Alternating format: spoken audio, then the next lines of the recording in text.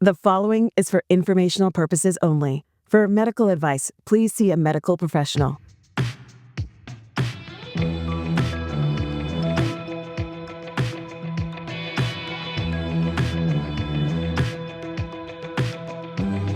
Welcome to Staying Alive with Margaret and Susy. Susy mentioned to me recently, Margaret, Thanksgiving's coming up and I want to talk about food safety. And I know my friend Susy is an expert on this issue. And so that's what we're going to be covering today. Yeah, Susy, take thanks. it away. I'm Thank you. Susie, and we are staying alive. So, yeah, this is a topic that I've had a lot of experience in and like to share with people around the holidays, especially, but it's important all year long. So, Margaret, have you ever had food poisoning? Not that I know of. Not that you know Not that I know of. of, Well, no. I know I've had it a couple of times, and sometimes, unfortunately, a lot of food poisoning cases go unreported. Hmm. People sometimes think they have a stomach flu or they think it's just something else, a little bug, so they don't report it. And so a lot of cases they think go unreported. So there are a lot of cases of food poisoning. And remember, when I say food poisoning, I'm talking about any kind of illness that you get from food or water. So in Okay. our country, water isn't as much of a concern as it is in some countries, right? The water that we drink and the water we cook with. But historically, it has been many years ago, of course. But nowadays, it's water isn't as big of an issue. It could be for other reasons, right? Hmm. But the important thing is to realize that there are a lot of cases of foodborne illness. As many as 128,000 people get hospitalized every year, which is a lot, and some people die. So it's important to know that there are certain groups of people that are more vulnerable to food poisoning. We all know babies, of Seniors. course. Hmm? Seniors. Seniors, yes, seniors are definitely. So basically it's based on your immune system. So as you get older, your immune system is not as strong as it was. Also pregnant women, babies, and those with an immune compromised condition, especially people going through chemotherapy, something like that. So it's important to know that we can prevent this, and in our homes especially. And that's what we're going to talk mostly about today, Good. because the holidays are approaching and we're cooking for families and maybe cooking a bigger meal with a lot more complication than we do on a regular basis. Hmm. So the most common cause of foodborne illness is raw or undercooked poultry, That's which what we make here in the US of A on yeah, on Thanksgiving. Thanksgiving. And there's other things that you can also get sick from, and that's important to point out. It's not just poultry. There's issues with all kinds of meats, cheeses. There's issues with grains. I was at a potluck once and people said, well, there's no meat in this food, so it can't give you food poisoning. And I'm like, oops, because there are some serious types of foodborne illness that you get from grains, from rice, cooked rice, pasta, and potatoes.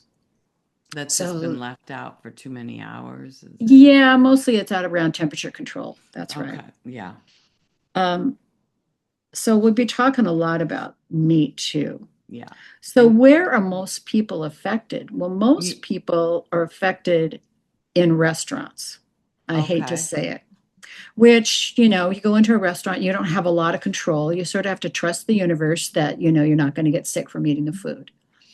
And in most states, they have some pretty strict rules about food codes in restaurants. Some hmm, states have what's called a food handler's permit, which everybody who works in a restaurant has to take a test and follow food safety guidelines. But I'm here to say that if you do feel like you've gotten sick from eating in a restaurant, please call the health department and tell them, because that's the okay, only way that people get an education.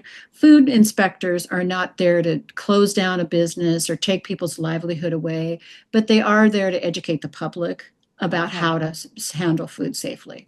So if you okay, feel like you get sick in a restaurant, you should report it. Yeah.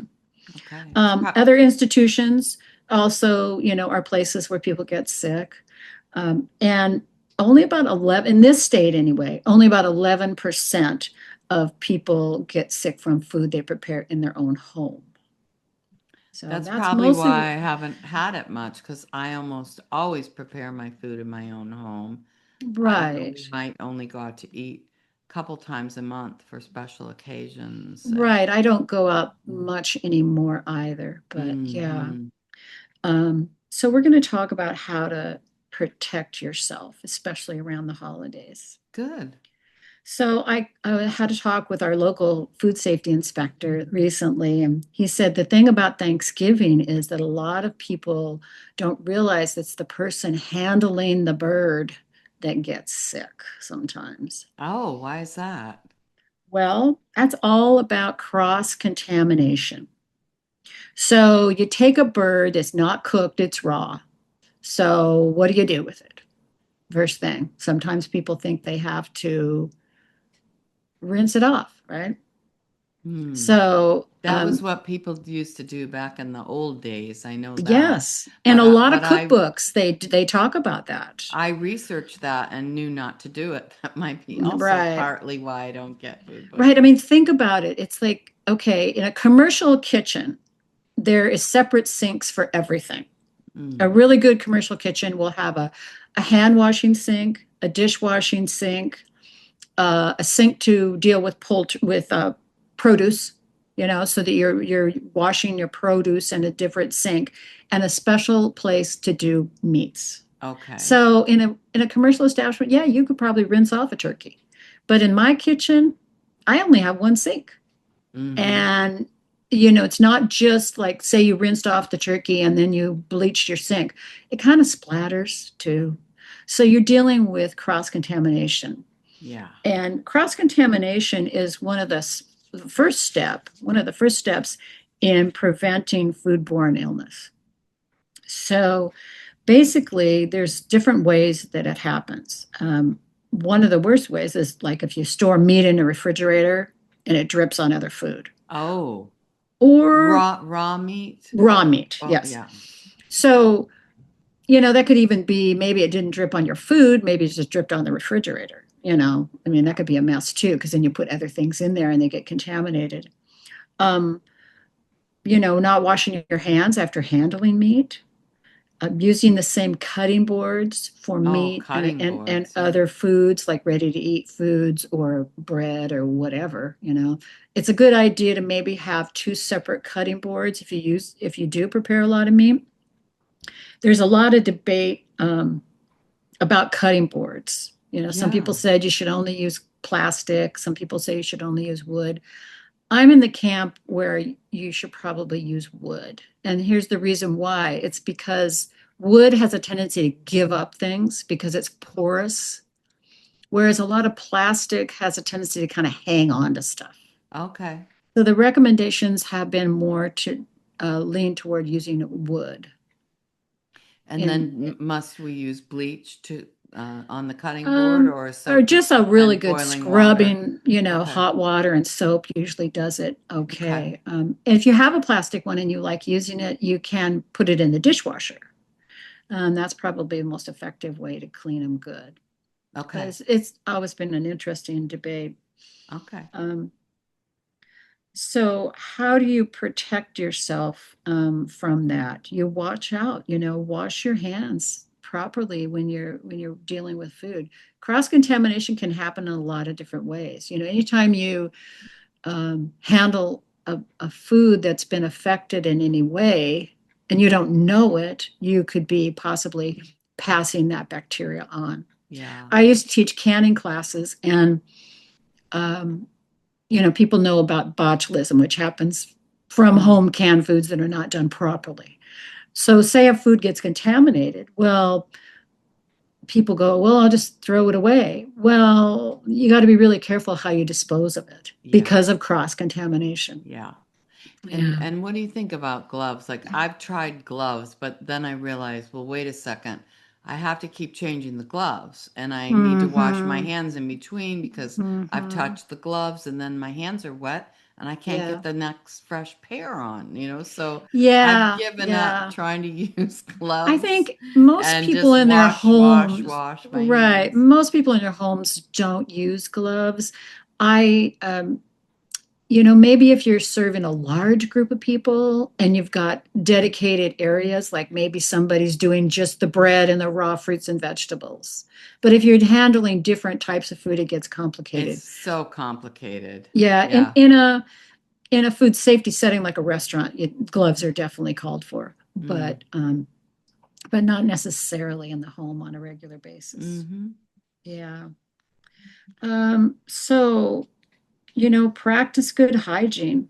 This is kind of the next step that we're going to talk Mm-hmm. about is, obviously hand washing. Hand washing really matters.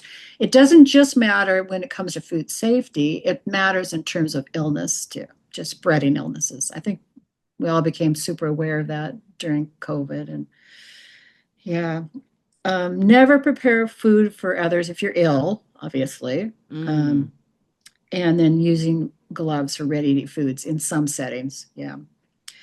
I think that the worst thing for me in a restaurant is when I remember going into a restaurant one day to get something to eat, and somebody said, working there said, they made me come to work because I was really sick, but I'm really sick and I don't want to work today. Like, I just kind of backed out and left. Right. Yeah. Yeah. So then, just keeping your hands clean, washing them. And, everybody knows there's a 20-second rule, hot soap and water. And I even think sometimes it's not a bad idea to have paper towels, for Yeah. hand washing in some situations. Yeah. Because the other thing can cause cross temp contamination is wiping cloths. Right. Yeah, like cleaning up a spill from a chicken when you open it. Right. And if you use something and like a sponge that you're using for other things to wipe Right. off other counters, um, I it's better off to absolutely use use to paper use towels. paper Yeah. towels. Yeah, it's yeah, When it it's a, comes to preventing contamination. right, Yeah. right. Not for everything, but Not for everything. Yeah. Um, so the other step for food safety is to think about temperatures. mm, And it's a really important thing because there's such a thing called the danger zone. You want to keep food out of the danger zone, which is basically 41 degrees to 135. So think about your refrigerator. The refrigerator needs to be 40 degrees or below, right? I mean, you don't want your refrigerator to be warmer than 41 degrees because then it won't keep foods fresh. okay. And it's important to keep foods out of that zone. So you want to cook food to the right temperature and you want to hold food at the right temperature. So some of the things that happen that impact temperature control are undercooking. Obviously, if you're not cooking poultry to the right temperature or cooking ground beef to the right temperature, slow reheating. You don't want to heat things up too slowly. Yeah, I think That I've heard that certain recipes where they have you slow cook, say, a meat for 12 hours at like hmm 200 some degrees, that's dangerous. Well, it depends on the cut of meat Okay. sometimes too. Okay. Um, Well, you I know, wouldn't know how to do it yeah, very well.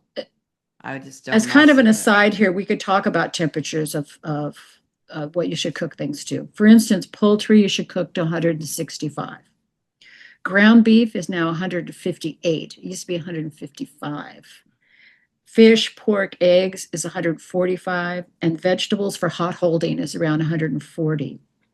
So it's important to keep in mind those temperatures. I have, here's my little food thermometer, Yeah, I have one and too. I wouldn't know otherwise yeah, what it there's was. some pretty cool food thermometers out there now that have a little probe that can actually go into the oven when you're cooking Mm-hmm. and has a little digital readout. They're pretty fancy, but And some of them get old and don't work that well, so you might want to replace them when you need to. But I think it's interesting that, we had a big E. coli outbreak back in the 1990s. I even had a friend whose daughter was impacted by that. And Wow. it was pretty serious. But one of the things that came out of it was a much more attention paid to temperature control, which has really been good for consumers when it comes to meat, because now there are practices in place at fast food restaurants and institutions that really keep in mind the temperature, especially of ground meats. Animals are, well, they're dirty. That's all there is to it. Yeah. We have to protect ourselves.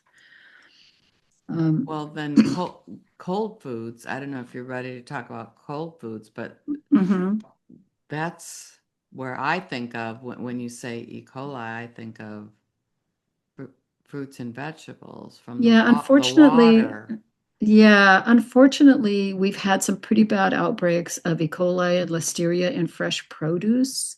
Yeah. Um, there was an incident where greens in a bag were shipped across the country, and I believe that was either E. coli or Listeria. I'm not sure. I'm not really going to go into all the different types of bacteria, Right. but there was a bad incident with cantaloupe just because it was stored in a metal bin that was wet.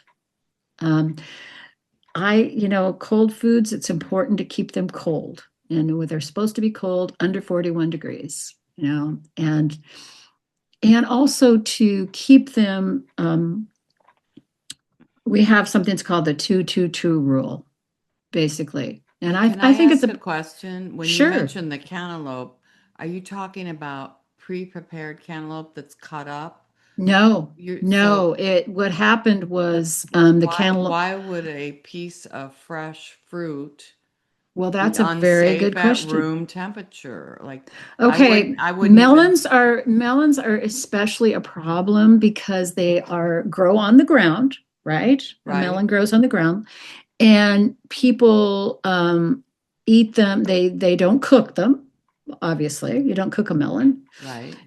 so it can be dirty. And so it's really important. In fact, there's some pretty strict rules in food service establishments about cutting melons and keeping them at a room temp at a certain temperature.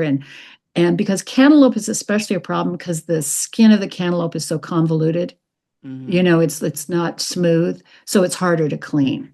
Well, what I do is I wash my melons of every variety really well Mm-hmm. in soap Mm-hmm. and water With a little brush or something. yeah, when I bring them home with a Yeah, it's a good vegetable idea. brush.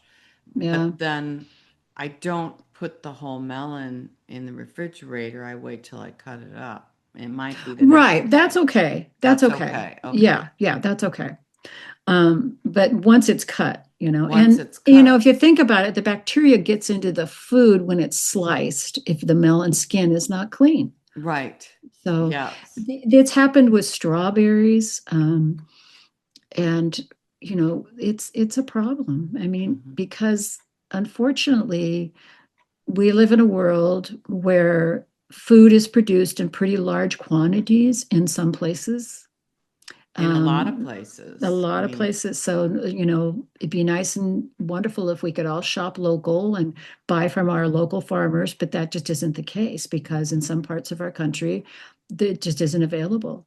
So, if you have to buy things in a bag, like greens, um, you can cook them. Obviously, if it's spinach or kale or something like that, obviously, you're not going to cook salad greens. I personally have kind of a prejudice against greens in a bag. So, what I would recommend that people do is take them out of that bag and wash them and then let them dry and put them in maybe wrap them in a paper towel and put them back in the fridge. yeah. Yeah, because And we because live on it the west coast of the US, so we can yeah, be a little snootier about this right, than right. people in the heartland or Yeah, back I mean, east or someplace where you can only grow yeah. your own veggies for a couple months out of the Well, year. and where I live, lettuce gets pretty funky in the stores around this time of year. Yeah. So a lot of people buy lettuce in a box, in a plastic box, I have to say, I'm usually never happy with it because by the time you get through with the box, it's all scummy on the bottom. So yeah, it's an issue. Yeah, for sure. Yeah. I just don't eat fresh greens at certain times of the year. I try and go with the seasonal. And Mm-hmm. so Mm-hmm. I The more you might can do that, more the better. likely in the winter have a kale salad than a lettuce salad. Sure. But where Sure. I Or a live, cabbage salad. I like cabbage I love salads. cabbage salad. I make cabbage Yeah. salad at this time of year, and that's a good alternative. Yeah. Yeah. So there are vulnerable foods for temperature control, and that pretty much includes all the seafoods, meats, eggs, poultry, dairy, and soft cheeses. But it also includes cooked rice, pasta, and potatoes. I just want to bring that up because it is an issue. People always talk about the potato salad, that they got sick from at the big wedding party they went to or whatever. It's actually not from the mayonnaise, it's from the potatoes, believe it Really? or not. Yeah, usually. Yeah. Mayonnaise actually is pretty stable product. People worry about mayonnaise. The problem is with mayonnaise is if you did leave it out at room temperature, it would separate and it wouldn't be very attractive. So Mm-hmm. most of the time it needs to be in the refrigerator. Okay. So let's talk about cooling foods. Okay. This is one thing that I think people make a big mistake about, and that is that when you have a warm food, and, it used to be that you always left food out until it got cool, right? And then you put it in the refrigerator. Now, I think that originated from the old fashioned refrigerators where people had like the ice box. And so if you put something hot in the ice box, it would start to melt. I used to have a refrigerator like that. And, um, so really you should cool things in a shallow pan, when you're going to put them in the refrigerator. Don't put them in something that's too deep because that deep pot sometimes, like you take a pot of soup, maybe a gallon or something, or maybe even a half gallon. The interior of that maybe never gets cool. So Mm-hmm. it's really a good idea to put things in shallow pans. If you have to put a pot somewhere to get cool and you have a big enough refrigerator, I don't have a big enough refrigerator for that myself, but if you did, you can put it in some ice, Yeah, ice and is do an, good. an ice bath and cool it that way. And then the But other thing I do is I don't put a top on it until it's completely cool in the fridge. sure, Then yeah, I add the top because once you put the top on, that's holding in the heat sure, longer. sure, Mhm. that makes sense. Yeah, I read it. There was a rule that I thought was interesting, the 2-2-2 rule. What's Basically, that? it's like if you're going to have a meal and you have leftovers sitting around, keep them out for about 2 hours and then put them in the refrigerator for, leftovers for about 2 days or put them in the freezer for about 2 months. Now, Okay. frozen foods can stay longer than 2 months. Some things, I'm not going to go into every single food and how long it can stay frozen, but most foods in the freezer, if they stay too long, it's going to affect their quality, not so much their safety. Hmm. It's going to dry out, get freezer burn, not be as tasty. So, it's a good idea to pay attention to, fish, maybe 6 months, raw fish. Leftovers, maybe 2 months. If you do it longer than that, you're going to end up not really wanting to eat it. Not Yeah. going to be that great. So are you saying when you say keep them out 2 hours, you're saying you may keep them out up to 2 hours. You don't have to. I mean, if Right, somebody right. wants to put them in the fridge right away, more the better, right? Right, Okay. right. I mean, All right. I wouldn't put things in the fridge when they're super hot, Right. but once they start to cool down, yeah, it's fine to put them in right away. But don't leave them out too long, Yeah. is the Okay. trick. Okay. Okay. Yeah. So, as consumers, we have a lot of things that we can help to protect ourselves as well, right? Mm-hmm. We can look at dates. I get so mad at myself if I go to the store and I buy milk and the date is in 2 days that it's used by, it's like, Yeah. darn.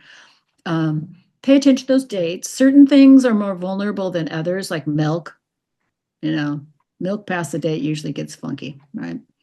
Um, the other thing you can do is look for recalls You can usually go to your Department of Health in your state and see recalls. They usually are on social media or in the newspaper.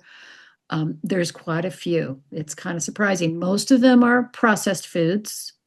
There was a local dairy here, though, had some soft cheese that had to be recalled for listeria. So there are things that pop up. So always watch out for recalls. And often it might be a fruit or vegetable that comes prepackaged Yes. in a Yeah. plastic I even saw container. some frozen fruit last year that had been recalled. Oh, wow. Yeah, yeah, some frozen mixed berries or something. Yeah. Uh-huh.